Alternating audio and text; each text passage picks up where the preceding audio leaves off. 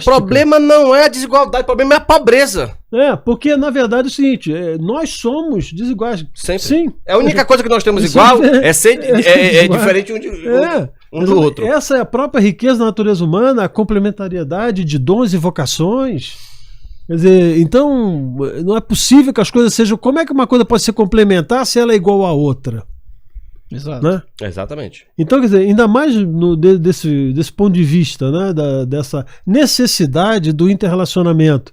Então, é a perspectiva do conhecimento, é a possibilidade de um relacionamento justo, sério, quer dizer, princípios fundamentais de respeito. Não, é o Estado que tutela. É um determinado juiz, é um burocrata estatal que estabelece o que está certo, o que está errado para nós. Exatamente, é por isso que é... E outra coisa, desculpa, e nos impõe também, vamos dizer assim, aquela dor na consciência de nos colocar, aí entra na massificação de mídia, né, como se nós fôssemos preconceituosos. Sim, sempre. Exato.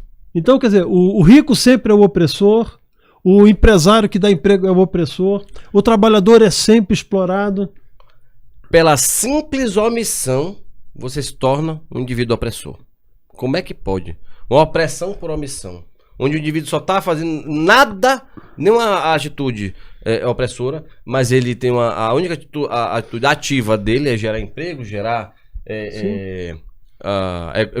economia, mas, segundo a narrativa, né, sempre os empresários são os malditos, rapaz, se implodir os empresários aí, a classe média vai junto. Pois é, sim.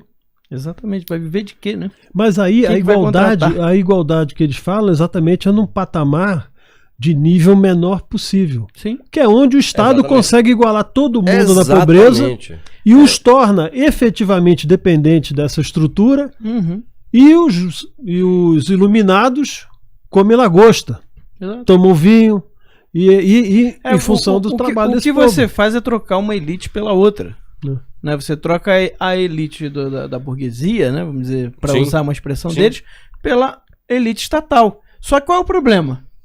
O problema é que no empresariado, um fica querendo competir com o outro, né? Para ser melhor que o outro. Então você vai ter gente querendo oferecer melhores condições aqui para ganhar mais clientes, o outro querendo oferecer melhores condições ali para ganhar mais clientes. O Estado não. O Estado não precisa agradar ninguém.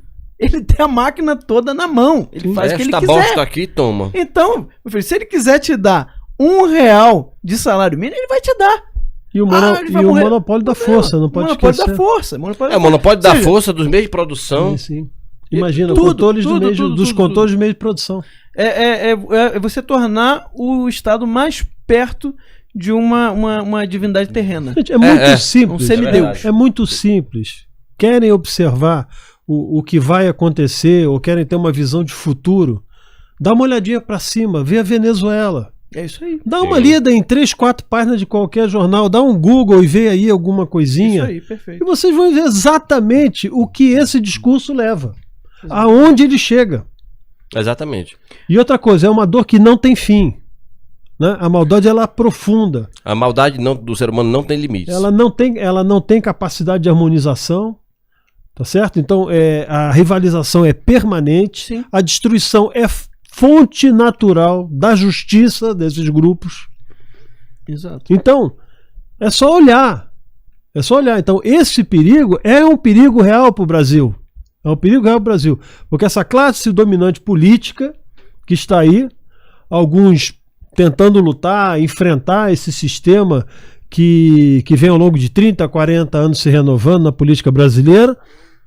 E nós estamos encontrando a resistência de um governo que quer abrir-se às pessoas, revigorar a nação, trazer novos sentimentos, né, de lealdade, sinceridade, valores familiares, criação dos filhos, liberdade de educar, de empreender, de crescer, de aprender, superar suas próprias dificuldades.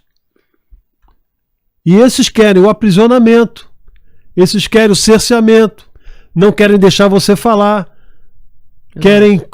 potencializam o seu nível de perigo pelo nível de sua inteligência e capacidade argumentativa. Você pode não ter uma arma em casa, mas você tem uma capacidade de falar, você tem um julgamento da realidade, você está observando critérios e fundamentos que são permanentes, que você vai morrer e vai ficar. Ninguém revoga uma lei natural. E é o que está acontecendo com o Brasil hoje. Querem revogar a lei natural. E não tem mais inspiração. A inspiração são o quê? São esses crápulas da estrutura política que jogaram o país nesse pântano que nós estamos assistindo.